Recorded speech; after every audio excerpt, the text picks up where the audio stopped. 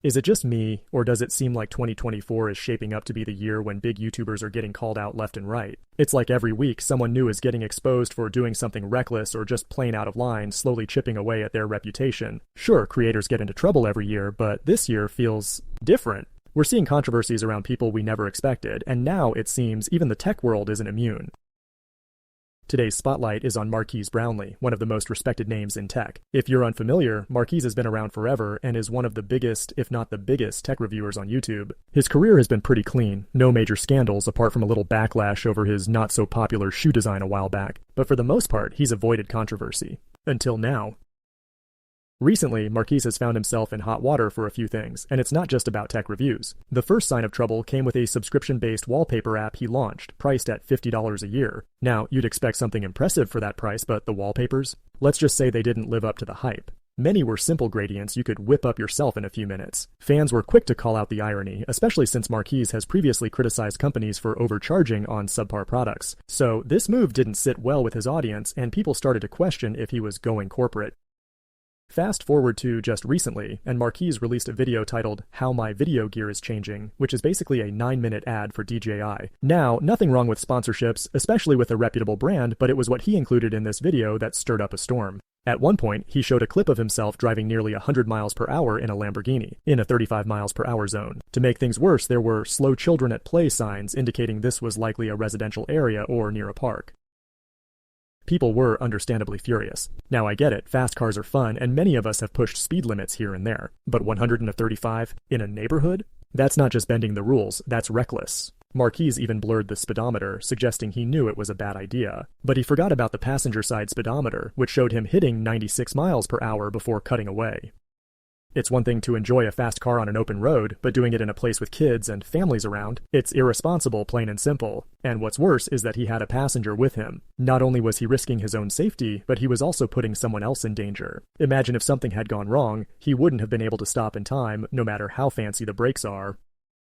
The really baffling part is that this clip didn't even add anything to the video. It felt more like he just wanted to show off the car. Maybe he thought it looked cool or added some flair, but clearly, it backfired. After the backlash, Marques edited the clip out and left a pinned comment saying he cut out the unnecessary driving clip, as if it was just a random, irrelevant bit. But honestly, it comes off as dismissive, like, fine, it's gone. Happy now? Yeeper instead of acknowledging why people were actually upset. And that's the thing, no one's expecting Marques to go overboard and grovel for forgiveness. He doesn't need to make a dramatic apology video or beg his viewers to forgive him. But what people were looking for was a little bit of accountability, a small acknowledgement that he understood why his actions upset people. We're talking about a simple, genuine response, just a quick statement that shows he's aware of the impact of his actions and takes the criticism seriously. Instead, what he did felt dismissive. By just cutting out the clip and leaving a comment that essentially said, remove the unnecessary driving clip, it seemed like he was downplaying the issue. It came off as if he thought people were simply nitpicking or complaining about an irrelevant detail, rather than genuinely worried about the example he was setting.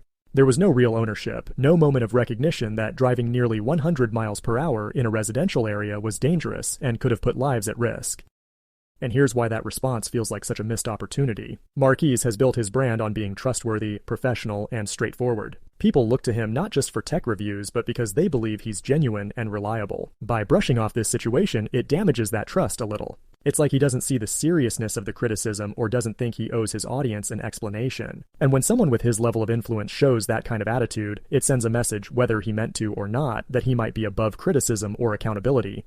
Think about it, this isn't just about breaking a traffic rule. It's about how he handles mistakes and feedback from his audience. A quick, heartfelt acknowledgement could have turned this around. People respect honesty, even when it comes with admitting fault. If he had just said, you know what, I messed up here. I got caught up in the moment and I shouldn't have included that clip. It would have shown maturity and respect for his viewers' concerns. Instead, the whole thing feels like he's brushing it under the rug, hoping people will just move on.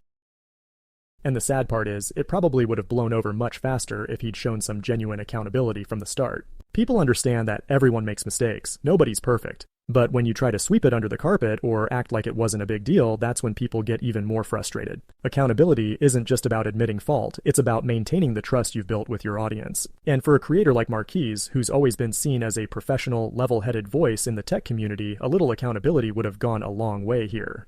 There's one more thing I want to address, and it's the whole outrage over YouTubers taking sponsorships. I get it. Constantly seeing ads, sponsorships, and product promotions can get annoying, especially when you're just trying to enjoy content. But this is how creators like Marques make a living and fund the quality content we expect. Unlike some sketchy endorsements we see, Marques isn't pushing a questionable product. DJI is a respected brand with a solid reputation in tech. They make good gear that aligns well with his tech-focused channel. Yet, when he's also showing himself speeding recklessly in a luxury car worth hundreds of thousands of dollars, it's easy to see why people would be bothered.